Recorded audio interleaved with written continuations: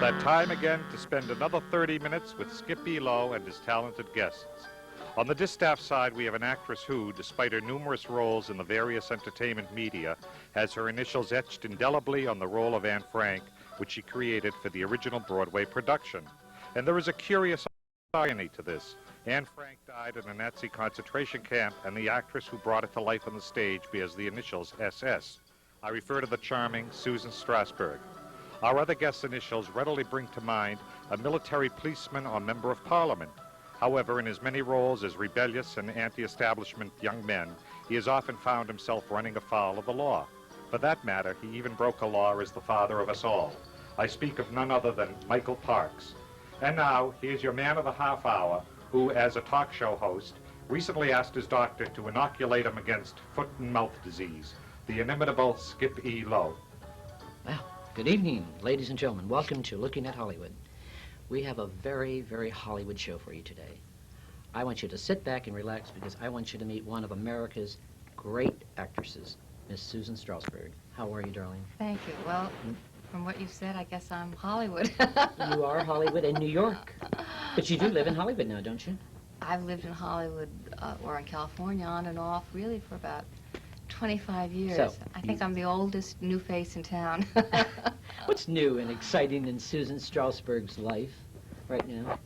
Well, I don't know that it's so new. I'm in the process of completing a novel, my first novel for Putnam's.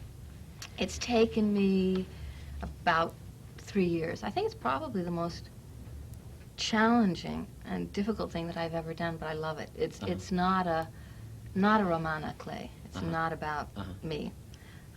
It's not about you. No. So it's not. Well, you know, in the sense that, let's say, when you play a part, it's not you, but all the part. I get to be the villain. I'm all the men in this book, all the women. I guess, obviously, Henry Miller said before he died that he thought that all fiction in the future was going to be thinly disguised autobiography. So to some extent, I mean, it's about an actress. Now, the fact that she's tall, blonde, blue-eyed, and Catholic, I hope will take it far enough away from me that I have a friend, Rona Jaffe, who said, well, the minute you make her tall and blonde, everyone's going to think it's you anyway. But it's a composite of people that I have known living and dead. And obviously there are feelings, the thoughts, feelings, some of the experiences are mine, but it's not my story. It is an invented story, and that's hard. Because when it's like being God, you suddenly have this complete freedom to do anything you want to, except that it has to make sense. It has to be a life. Yes, yes. It was much easier doing my own because you know how it's going to turn out. I mean, when I wrote the book, I knew I lived. I knew I had Jennifer, my daughter. I knew I got a divorce. There are certain things that were givens in the beginning. Yes. It's exciting. It's a little lonely because I'm used to, as an actress, relating to people. But I talk on paper instead of like this. How long have you been doing this? How long is, you're almost finished? Well, I'm between start and finish. I'm planning to finish by the end of the year. And I wrote something else also recently. I wrote a foreword for, my first foreword, for a book called Strasberg's Method by Laurie Hull. It's a woman who taught for my father for about 12 years, and it's the exercise work, which no one has been able to get down on paper. That's, I think, coming out next month. So. Susan, tell me something. You've got to clarify. Tell you for me. something? Yes, please. Depends. Depends. Well, Strasberg has an actor studio. It's called Actor Studio and Actors Institute here in Hollywood. Now, there's a difference between the Institute and the Actors Studio. No, my father was the artistic director for, 30 years of the Actors Studio, which is a non-profit studio in which you audition to get in. You don't pay. And I believe it's a, what do you call it, a tax, tax-free organization, that's right. And the Institute, it was my father's private acting classes, for which you went and maybe had an interview, and he took you into class. And the work was very different because... It's different, you say? Well, yes, it's different. See, in the studio, the actor studio, for instance, people came having studied from all different places, some of them never having studied. So you had kind of a hodgepodge of ways of working, of people from different backgrounds. A lot of people who've been in the studio, let's say, for 20 or 30 years, still may not know some of the work. It's not like a school where you have to do certain things. When you go to a school, you kind of start at A, go to B, to C, to D, to E. In the studio, you came in and worked on yourself, but there are still people who, you know, you could still, I don't mean even an argument, but there's such a kind of diversity of ways of working in the Institute studio. is in Hollywood, though. There's one in Hollywood and one in New York. Oh, there is one in New York. I didn't know that. There is one in New York. And your mother started, My mother, no, my mother has and- passed away But 19 years ago, my mother Paula, who Right. did teach also, but my stepmother runs the schools now. That's right, right. Here in Hollywood. Mhm. I see. Tell me something about Richard Burton. Well, Was he the love of your life? I mean, well, you know, it's just so funny when you know, I've talked about obviously a lot of these things so much because of my of the first book that I wrote, Bittersweet. But once you write something, it's just not so. It's as if I don't even mean that it's cathartic, but it's kind of over and done with. The thing that is funny to me is that I was on a show like this, but with an audience, and talking about the book. And I had been talking about Burton, and I guess it's a kind of very dramatic part of the book where of how I was suicidal and how despondent I was. yes. And I almost threw myself off Waterloo Bridge, but I had a new mink coat on that I had just bought, and I thought, well, I don't mind dying, but I don't want to ruin the coat. And a woman in the audience raised her hand and said, "Oh, Miss Strasberg, I just have to tell you how much I envy you, your relationship with Richard Burton." And I said, "But weren't you listening to me? I just finished describing that I was suicidal. It was one of the most unhappy times of my life."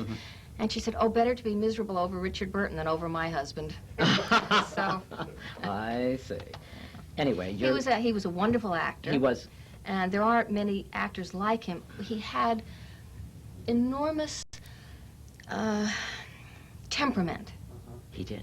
And if you look now, there are nice actors, there are good actors, but very few, particularly on stage, who have that kind of, somebody once said about, about the great English actor, They have to whose have name I that. can't remember. They said he illuminated Shakespeare with flashes of lightning.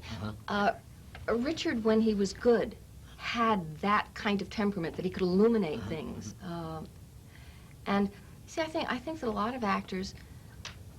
It's funny. My father used to try and differentiate between naturalism and realism. If you look at television, people are very natural nowadays, but they're not real. Real. That's it. And because reality is the essence of life, so that it's fuller, it's uglier, more beautiful.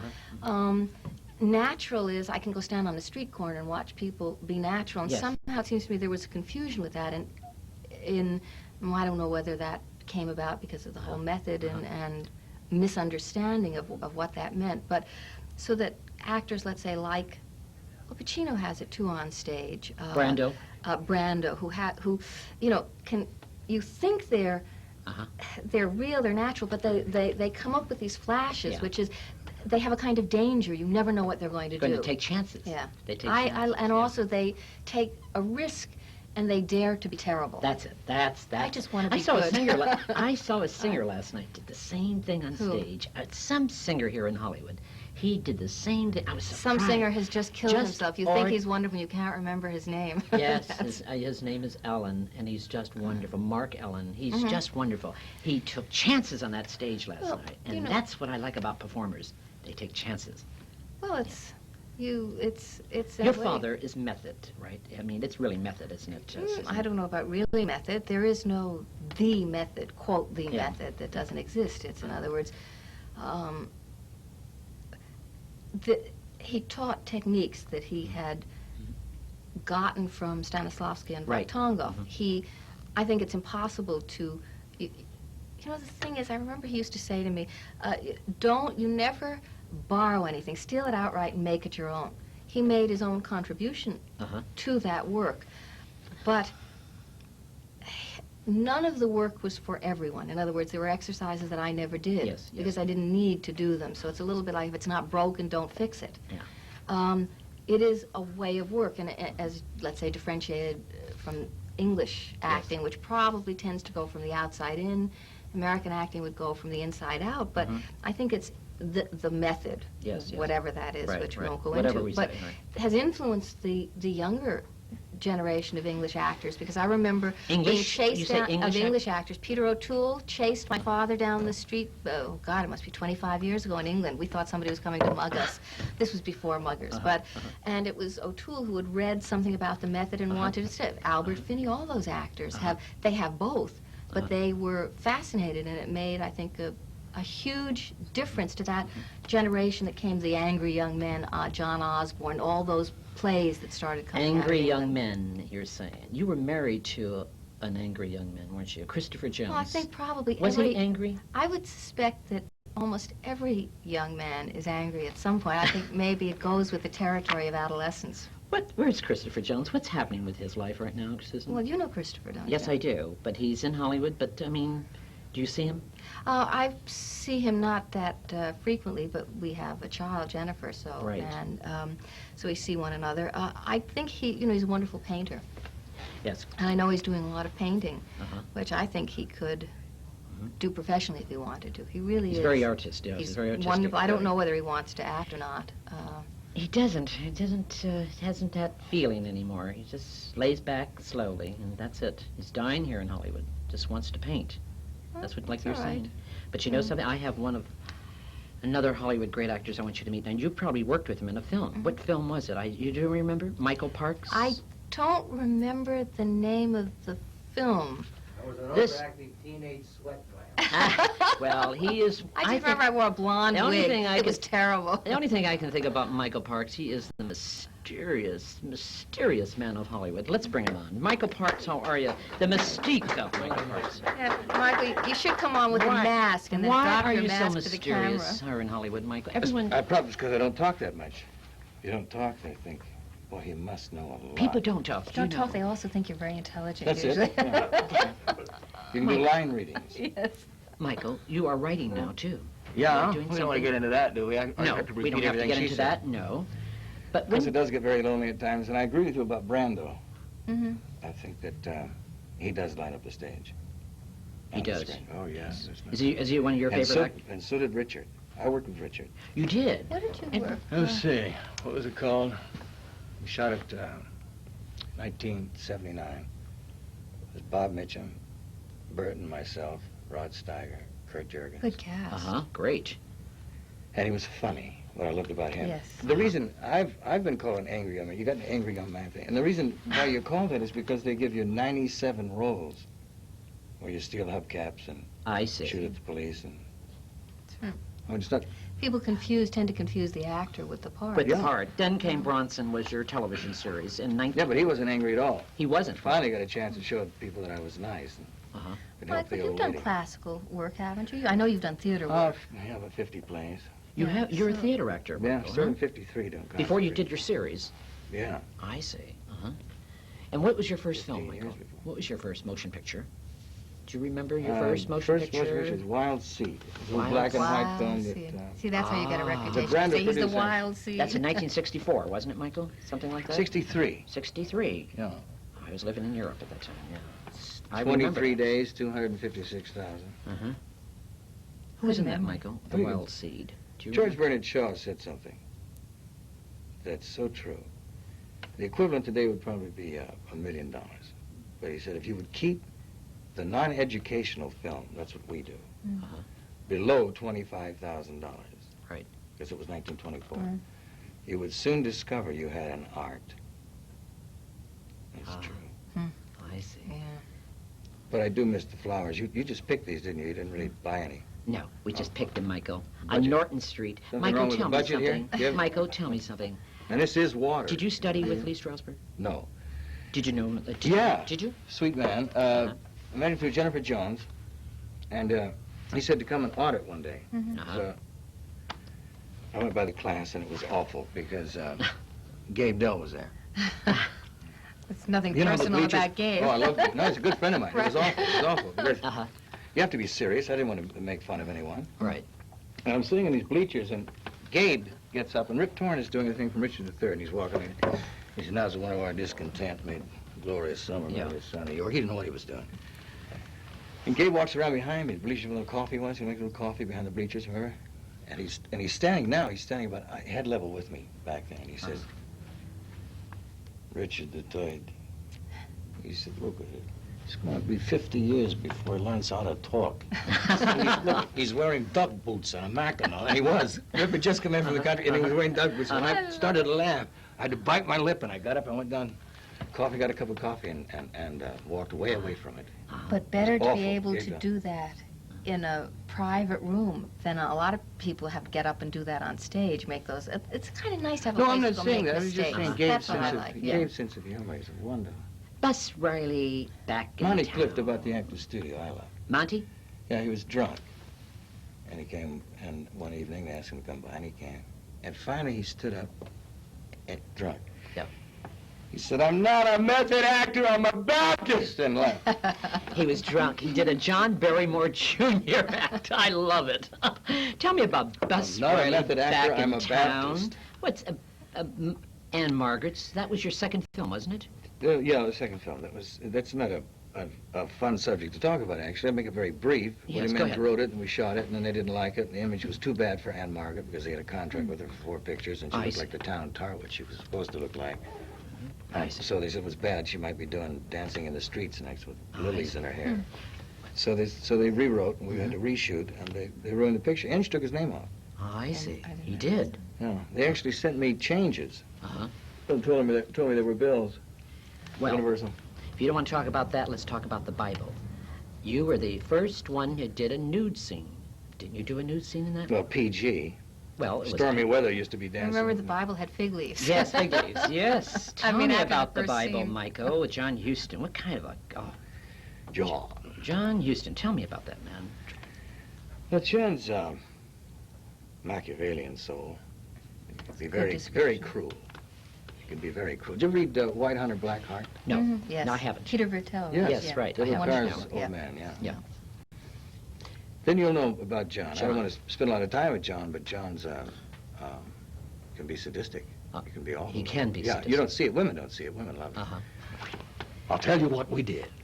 We brought from Brazil, mind you, 4,000 cranes. Aren't they lovely, my dear? So the women leave. Oh God, it was so lovely. But in the meantime, he's saying, Swim across. They're not going to get you. They're just 2 crocs and they're female. You can't really love John. I turned down 2 pictures with him. Did you after really? that. Yeah, after that picture, yeah. He had a great sense of humor, though, didn't he? I worked with Oh, an actor. You did? In Like the to pull Orson Welles leeches film. off your ass. Uh-huh. Yeah. You know, Uh-huh. he can. It'll be real, Bogey. Talking about reality. Uh-huh. I don't really think I should get it. The leech. Go on, Bogey. Go on, it's real, you see. We'll really see it. Bullshit. I like to he's put wonderful. rubber leeches. Put rubber leeches That's on right. me. Yes. You yes, get paid to make Try to make believe work with it's this real. snake. Yes. The snake was Yeah. about longer than I've been away from home in the Bible. The snake. She come running through the bushes, Ula, and she's. Oh! And my turn, I look up, and I said, "What's the matter, Ula?" And she's running. Oh, have you seen the serpent?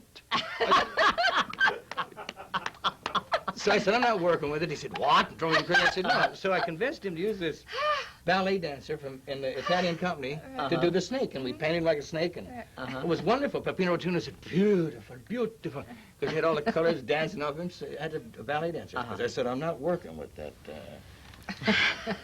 Nor the tiger. No. He's cruel. Good way to die. Yes, yeah, sure. Jennifer Jones, Michael Parks. Sweet Tell lady, me, sweet lady. isn't she? Yeah, lovely lady. The Idol. Was that filmed in England? Yeah. It was. Tell me about that movie. Mishap. I went over to do it with Kim Stanley and I went over to do it. Kim Stanley was Went over on the boat. And Love her. And Kim gained about 42 pounds, had 28 zits. Used to put her to bed every night drinking. And my favorite actress. Not anymore. No, She's I know not that. I drinking. know that. That's, you Right. want that story. Yeah. Now we Yep. go, Kim Yeah. Stanley's Stanley. perfect. But then, Yeah. I wasn't perfect either. But You did drink, Michael. What do you mean did? Still do. Anyway, so they want to fire and not pay her anything. I said, well, if fire me, then I'll quit too. So they said, okay, no, we won't. Just I said, be nice to her. So then somebody came in, mentioned 3 names, and I said, no, not her. I think her. And we all happen to agree on that, Jennifer, worked again. Mm. I don't think she'd worked since the king died. Mhm. You know, they forget about the queen sometimes. Yes. There's a prince to take over.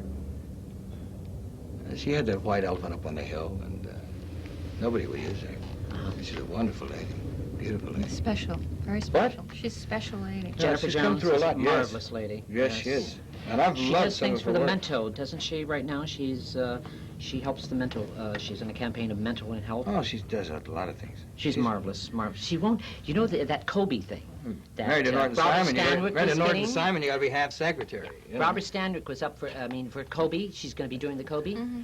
That was Jennifer Jones. They asked her to do the part, and she refused to do it because she doesn't want to do TV appearances anymore. Stranger on the Run. That was First 2-hour movie ever made for television. Was it really? Yeah. That was her Wasserman held him off and said, got more money out of the sponsors. That was really what it was. They wanted You to- worked together, you two. Yeah, we did. What film With was John Newland, a wonderful man who loves Susan dearly. it? Really? Wait, Susan, what movie was it? Do you remember? You know, I got along with him. it was. I did. I did not get. See, I blocked Susan! out. He's in the outside. He's in this truck outside with his tape, so I he don't can't be remember inside. So any he's of talking this. to us I on his don't- microphone and said, Yeah. "Oh, you remember every bit of it." I was thinking, don't remember. You I'm remember every selective bit of it. He goes, memory. Susan, if you'll just, why don't you do like Michael does? He just does the scene and then you have to talk about it. So, Oh, that's right. We were. what do you I think? didn't realize that the mic was plugged into his ear and we were talking in Really? between. Well, Back it and was forth. not. Let me put it this Well, way. John, I believe The conversation- interior. There's an interior motivation, and then there's a No, on no, top of this we have a relationship. We were gossiping. We weren't talking about that. Let me put it this way. The movie was not that interesting. What saved me was that we were having very interesting conversations in Yeah, between, and I didn't realize it was all going into his ear. Oh, part of But that. it was one of the more forgettable things that I I've see. done, and I've done a few of them. I guess we all have those, when Susan our- Strasberg. it's like Theater. Let's get back to the theater. Yes. That's your first love, isn't it? Oh, we're No. just getting It dirty. isn't? No. Ah, Susan Strasberg. It is not your first love. Michael, I heard you. We were just getting real dirty. I hear you, Michael. I did That's- that rotten piece of crap because I couldn't pay the rent. And the agent said, listen, if you come back, if you do these, if you'll just do about 8 or 10 of these awful things, he said, for $250, they'll see that you're not a problem anymore. Now, when you don't think you really were a problem, you say, okay, okay. So for 12 years, I didn't read a script. I did not read a script. For I showed 12 up years? For 12 years straight, I did not, and you know this. You didn't do anything. Did not for read 12? a script. No, I didn't read a No, script. he just did. He did it. Oh, Show you up did in- it. Yeah, right, exactly. Bum jump Wyoming. Why? And read at the coffee shop and start the next morning. Have you ever done that, Chris? That's hard to Susan? do. I defy oh, I- any good actor to do that. To do Well, that. if yeah, you've been you're right. if you've been working for 30 years, which I have, there are years when you pay the rent, and there are years when you can be a little more artistic. But my favorite story about that is Catherine Ross and Vera Miles. I've always loved Vera Miles because of this. Did the Great Hellfighters. actress. Great actress. And the story is that Catherine Ross was upset with the studio because she thought she was too good for that kind of film. She had just done.